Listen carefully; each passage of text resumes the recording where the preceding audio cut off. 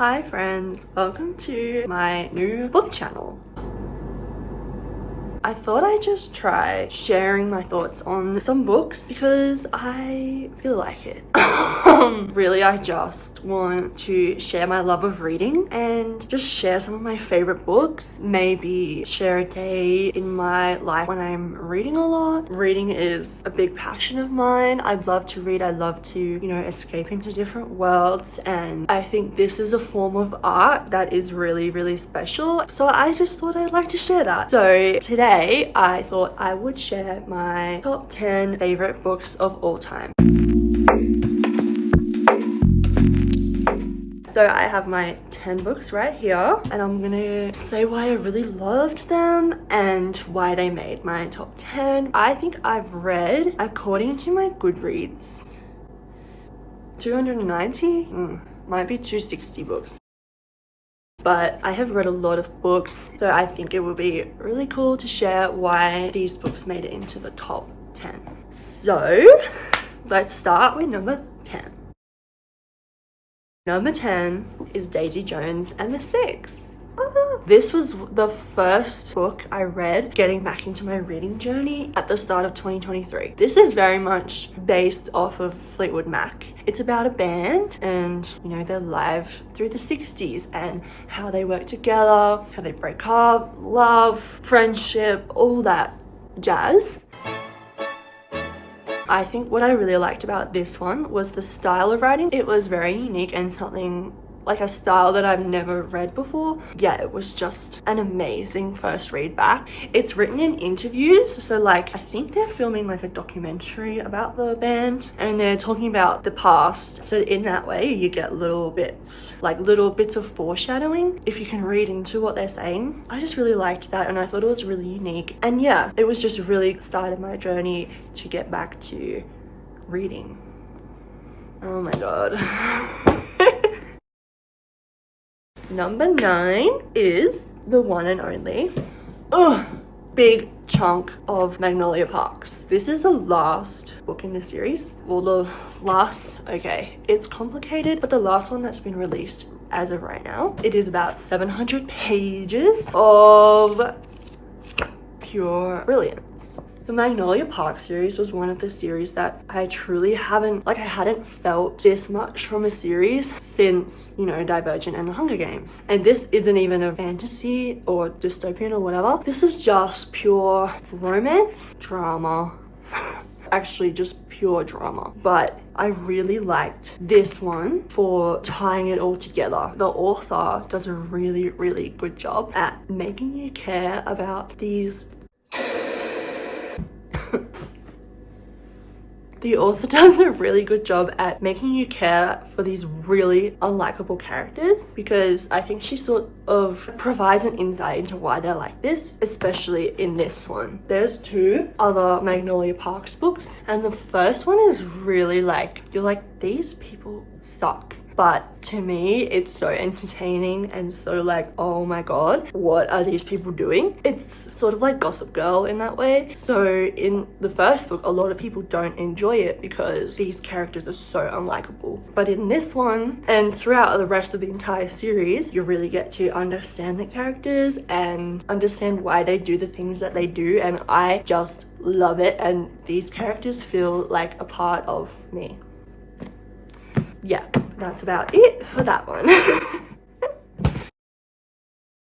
Alright, number 8 is The 7 Year Slip by Ashley Poston. I love this book. I think I read it over a year ago and I have a terrible memory. So when I reread books, it's like I'm reading them for the first time, which is amazing. But what I do remember is the feeling that books give me. So this book, I remember parts of it and the main plot. This book is a romance with a touch, not a touch, but a lot of magical realism. So there's an apartment where you walk in and you're back in time 7 years ago. That's why it's called The 7 Year Slip. And I think it was just so unique, and it made me just feel so giddy, and I just loved that it was nothing I had ever read before in this genre. So yeah, I would definitely recommend if you're getting bored of romances being the same sort of plot and very predictable. I mean, this was still predictable in that way, but with the magical realism stuff, you didn't know what was going to happen and how it worked.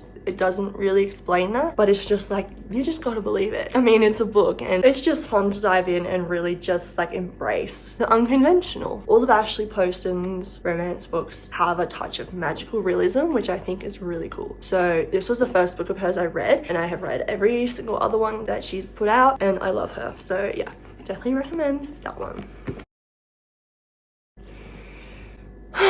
This book, number 7, this book killed me. Okay, this is part of Cassandra Clare's Shadowhunters universe. The Shadowhunter series, the first 6 books, went pretty viral in the early 2010s sort of, and then they made a movie with Lily Collins and someone else, the guy from Stranger Things, and then they made a TV show a couple years later. And then Cassandra Clare kept writing books, obviously, in the same world. So they're all sort of connected. You see a lot of the characters throughout the books. I think there's right now like 15 Shadowhunters books or something like that. I have read all of them because I just love it. The way that she gets you attached to every single character, whether they're like the main characters, whether they're in it for like 2 seconds. Oh my god, you love every single character, and the world is just so well thought out.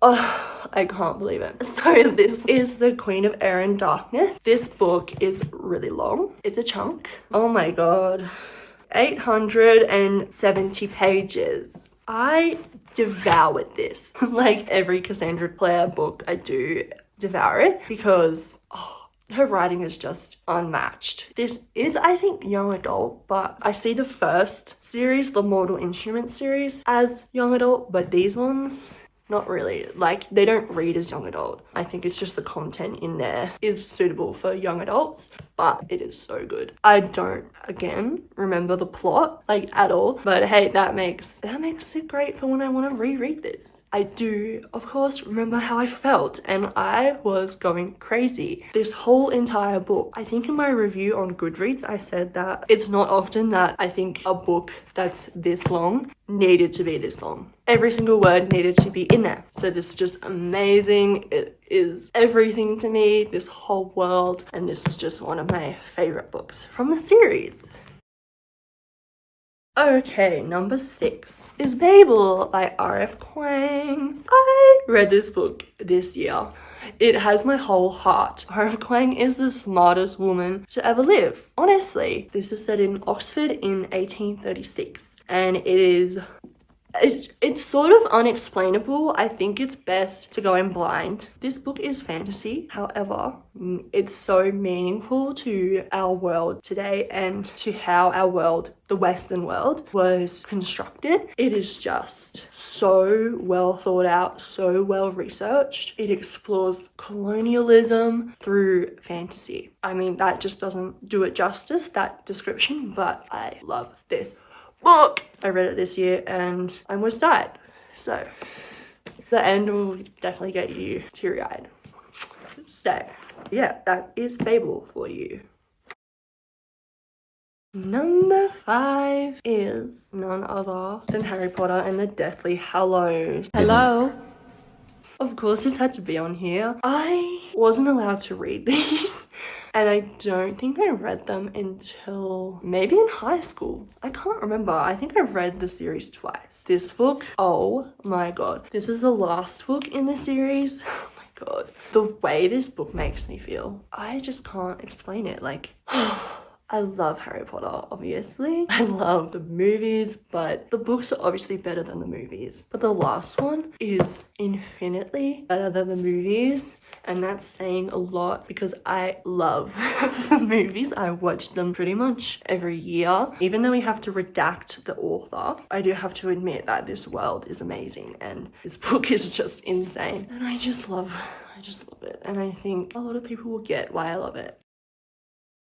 Number six. Number six is Daisy Hates the Great Undoing. Now, this is still part of the Magnolia Parks series. However, it's so confusing. It goes Magnolia Parks, Daisy Hates the first book, Magnolia Parks second book, this book, and then the last Magnolia Parks. Okay, so this is basically the same plot as the second Magnolia Parks. Like all the same stuff happened, but it's from different characters' point of views, and to me it feels like a completely different story. I love to see how different characters see each other. This follows Daisy Hates and her brother Julian Hates within the same timeline as what's happening in the Magnolia Park series. So this is the second Daisy Hates book. There's supposed to be another one coming out, but I haven't heard anything. This book killed me. The ending. Oh my god. We're still left. Wait. I think we're still left on a lot of a cliffhanger. In the last Magnolia Parks book, you do see a little bit of what happens with this story, but not a lot that I can remember. And so I'm really like hanging out for the next book. The author's writing is insane. I don't even know. The quotes that she just pulls out of nowhere. It's crazy. It's just amazing. I don't know. I can't recommend this series enough. Just get through the first book, the Magnolia Parks book. It can be quite tricky if you're not into unlikable characters. I think I like unlikable characters because there's always something deeper to understand about them. I'm a psychology girl, so I am quite fascinated by unlikable characters and their motivations. But towards the end, you end up loving every character. For me, at least, I did. Recommend the whole entire series. This is just my favorite of the entire series. We're getting close. Number 3 is The Clockwork Princess by Cassandra Clare. Again, this is in the Shadowhunters universe. I reread this last year, I think. And the first time I read this, I was maybe 15. So I'm 24 now. So it'd been 8 years. I love this book so much. It's all the same things I said about The Queen of Air and Darkness, but this was just the one that really solidified that I love Cassandra Clare. I can't really go into detail because spoilers, because this is the third book in the Infernal Devices series. It comes after the Mortal Instruments series. To me, I believe that. A lot of people don't. A lot of people think you should read it in between the Mortal Instruments books, but I think it goes after. The love triangle in here, sorry, I don't think that's a spoiler. That is just so well done because you can't pick between them. I mean, I did, but I understand why she loves both of them, and that is all I can say, really. If you want just heartbreak, action, amazing plot, amazing world building, so good. Number 2 is Happy Place by Emily Henry. This was the first Emily Henry book I've ever read. So that was major because this book was everything. It made me feel all the feelings. Again, it was one of my first 5 stars getting back into reading after a years-long hiatus.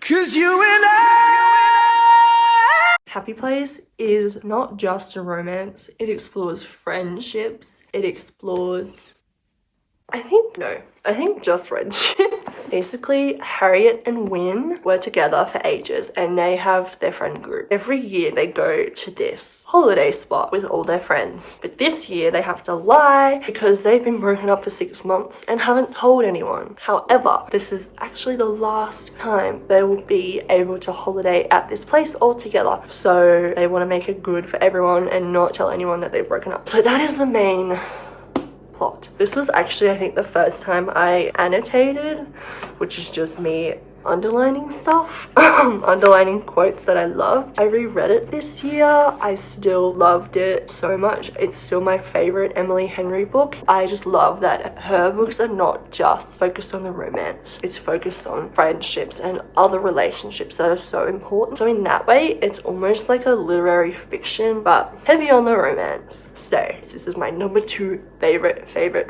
book. Before we get to my last book, I just wanted to share some honorable mentions. So we've got Just for the Summer by Abby Jimenez, The Ragpicker King by Cassandra Clare, and Atmosphere by Taylor Jenkins Reid. And just for fun, here's a photo of me crying at the end of that book. last but certainly not least is my favorite book ever. Can you guess? It's pretty basic, but who the f cares? It is Normal People by Sally Rooney. This was one of the books I read during my hiatus.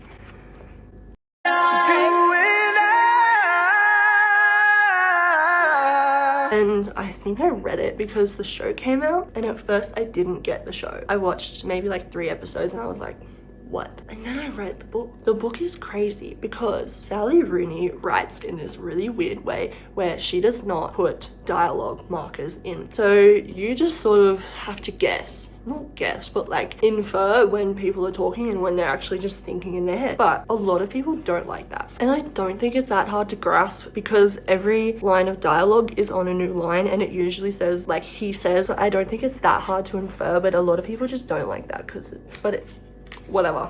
That's a them issue. I love this book. And it also sparked my love for Paul Mescal. I'm obsessed. This is my prized possession, Normal People, the Scripts book. So it's the script of the show. Oh, the pictures.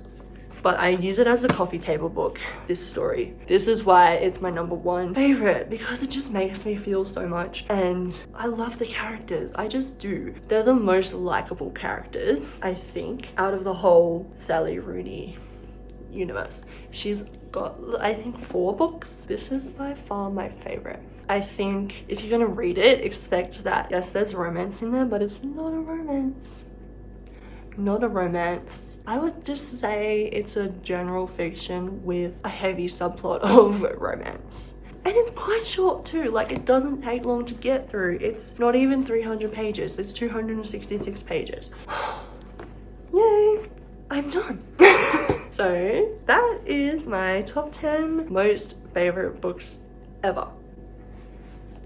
I really hope you enjoyed. This is my first video and I was quite nervous at the beginning, but I really think I just found myself throughout and I just let loose and I just was like loving life. So yeah, I hope you enjoyed. I hope I wasn't too annoying. If I was, you could have just clicked off. I'm so happy you're here and I hope to see you next time. Bye! Yeah! Okay, love you guys. Don't forget to smile.